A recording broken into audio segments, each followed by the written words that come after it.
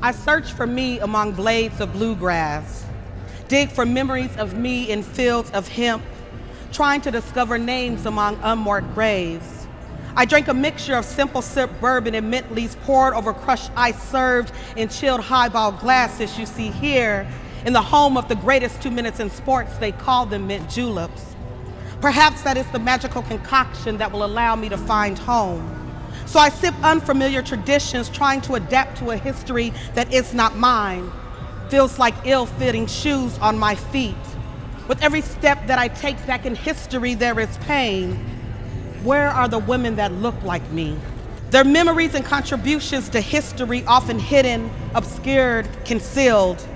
But these women are not figments of my imagination. There can be no full telling of women's suffrage until we speak about the woman that suffered simply to have the same rights. Cause this is America, the land of the free, which should include me. Cause ain't I a woman? Ain't we women? You see, we were here. We have always stood on the front lines and the sidelines. We've endured humiliation and embarrassment. We have stood naked on blocks and watched the world pick apart our bodies and put them on display. We were sold, but we were here. We were shamed for our appearance. We were subjected to playing wet nurse to your babies when we couldn't even take care of our own. We were the conductor on the Underground Railroad. We were here. We ironed the shirts and pressed the pants, kept a clean home, all while fighting off the KKK. We made the signs and provided slogans that would change the world. We endured the hits of dogs, the brutal force of water hoses, and the hits from billy clubs. We were here. We assisted this nation in exploring the universe.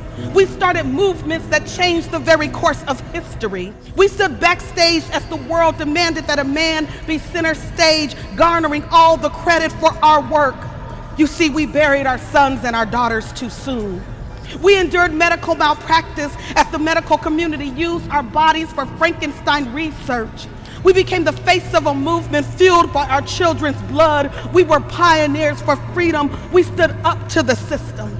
We organized, we prayed, we fought, we resisted, we were here. You do not get the luxury of erasing our life and our legacy from history. We were here.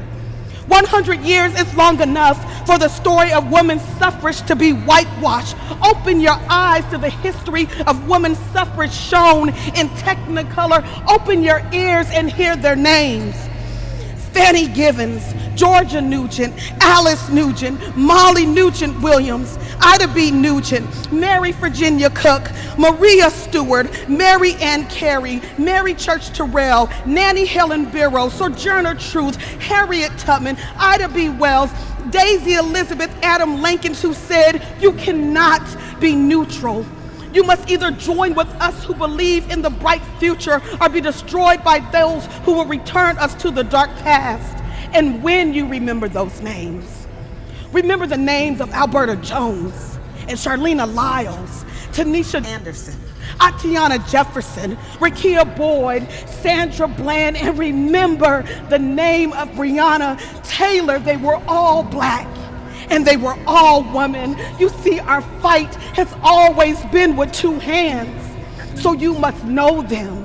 You must see them. You must acknowledge them. They were here, and we are here.